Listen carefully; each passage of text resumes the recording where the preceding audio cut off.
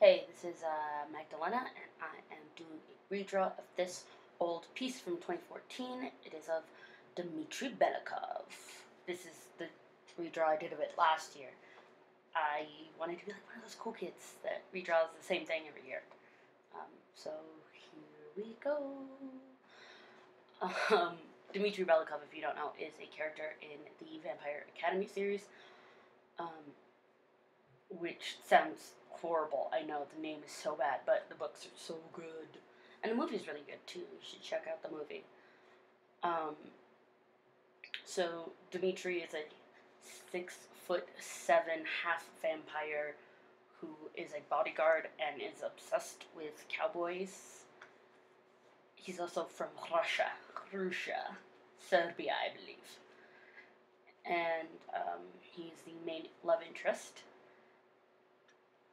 And at one point, spoiler alert, he becomes one of the nasty, evil undead vampires. So there's like 3 classes. You gotta read the books. And it's so lore heavy, but you gotta read the books. They're so good. They're so much fun. If you like the Mortal Instruments, then you're gonna love Vampire Academy. Trust me, that is my phone. Someone is texting me. We don't need to worry about that right now. So I like to start my sketches off really small, like you saw earlier, and then blow them up bigger. When they're smaller, I get less detail heavy and tend to focus on the big shapes, which is what you should do. You should focus on the big shapes and not on smaller details. So that's how I start. I went back in, did the face, worked on his musculature. There's going to be a lot of stops in this video. I tend to stop a lot while I draw. I cut a lot of them out, but I tend to just stop and get up and get a drink of water and walk around and play with my dog or my cat, rather than just to give my mind and eyes a break. Even a 5-minute break is so good for your vision and what you're seeing when you're drawing. I do take longer breaks throughout most of my pieces. I will sleep on them in between. I did sleep on this one in between. Just to refresh and come in with fresh eyes. It's just really good. You can also achieve that by flipping your canvas, but I always forget to flip the canvas, even though I just did it right there. Listen, don't worry about it. So the brush I am using right now to ink, the brush I used to sketch was just a regular brush that comes cars. Oh, cars. It's just a regular brush that comes installed in Photoshop. Another freaking text message. My life is so busy right now. The brush I use for the line artwork is Pro Comic Inker #1 from the Kyle T. Webster set. I really like this brush. I've just recently gotten into it, but makes it really easy to fill in with the paint bucket later on, because it's anti-alias rather than anti-alias means it doesn't have the little what are they called? The little gray, the little transparent pixels on the end of your lines, so it makes it easier to fill in. So I spent a lot of time with his hands and with his arms and his wrists. It's kind of hard to draw really muscly guys like this. You couldn't see it earlier, but I had a reference photo for his entire body. See, we're taking another break.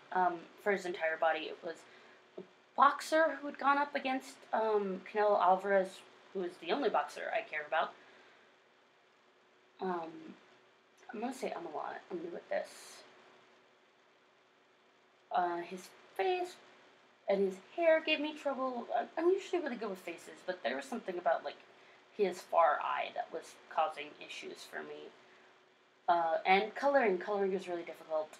If you remember, for the first 2 drawings, they were very, very red.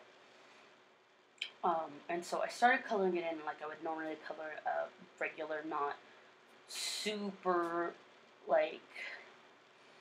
stylized, lighted drawing in, And then I was like, wait, it's got to be red. So this is me using the Prismacolor palette, which is available on Gumroad. It's super cool. You pick a color and then you pick the light source.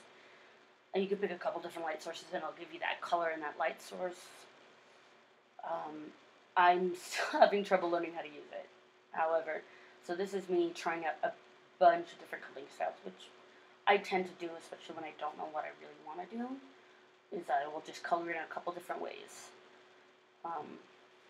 And then I'll put all those ways next to each other, which you're going to see a little bit later on. So this is with the Prismacolor palette thingy. This is my palette from my second go-around, which I think was taken from my first go-around. But I did more of his body this time, so I had to like try and figure out how I was going to draw in his shorts.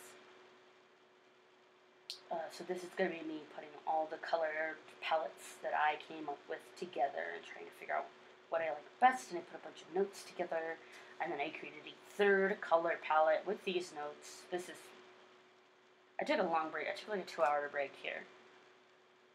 And then I came back and I decided that I was going to combine a bunch of them together and figure out what I really, really liked and color them that way. But surprise, surprise, I took a nap, I woke up, I still hated it. So it's going to change again. This is not the final one. This is me shading with a bright green set on multiply, and then the opacity is set to about 30. This is how I tend to shade. It's very common. Everyone sort of shades like this, at least everyone I know. Maybe I'm just thinking that, and I'm the only one. I'm the only one.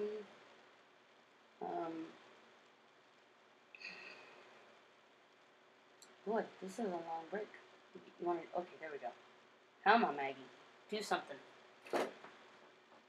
So I messed around with the shadow color a lot. I was really like fighting with this because I had chosen such extreme lighting that was supposed to make him look red. And part of that has to do with the book. In the book, when he becomes one of the evil type of undead vampires. Spoiler alert! Spoiler alert! Spoiler alert for this small series no one's really ever heard about, except for, like, people who are really into YA novels like myself. He goes super pale, his hair, I believe it goes white, but I never did that in any of my drawings. Maybe except for the first one, maybe I just forgot. Like, now that I'm saying it out loud, maybe his hair should have been white. Oh no, I'm just gonna have to reread my favorite series. This is awful. How could I? Anyway. And their eyes go blood red. So, oh shit. Oh well. I forgot to put Never Hesitate into this one. Well, it's too bad. I'll remember it next year, hopefully. This is me at a grim lighting because I thought maybe it would help me feel like it was more complete. Surprise, surprise, it didn't. So this is me looking up a reference photo. Finally, I googled strong red lighting portrait. And then I set a median filter. You go noise, and then you go median, and it sort of blurs out photos so that you can grab a color palette from them. And then I went from there, leaving his eyes bright red. And then I went over with a color layer in Photoshop to put this sort of strong red light on him. And this is like completely different from the first two. It was me trying out something completely different, trying to make it look like there was a strong red light on him and not like his skin was just fucking demon red. Freaking demon red. And I used one layer that was just like a hard round brush that I smudged out.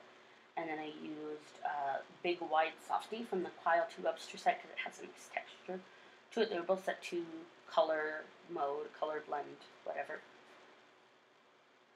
And then I just fucked around until I was happy with it. I took a lot of breaks during this time too. I think I cut most of them out. But I tend to take a lot of that to me doing a color dodge layer, which I was trying out because I've never done such a thing before.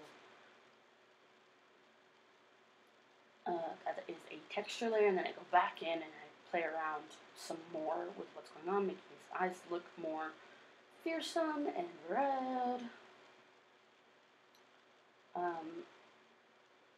It was just a really ambitious thing for me to do for my first time ever working with digital art, and so now I'm kind of like really obsessed with the idea of perfecting it and going far. That's my signature. I forgot what month it was. So yeah, this is the finished piece. Well, there's some more stuff I'm doing. Touch up, playing with hue saturation layers. Look at that face. Look at that face. You look nothing like Danila Kozlovsky. Empire Band. I'm adorable. So these are the first two again. Where His Justice Never Hesitate. This is the finished result with the two. And once again, look at that. Oh, look at that face. It's a cute face. Thanks for watching.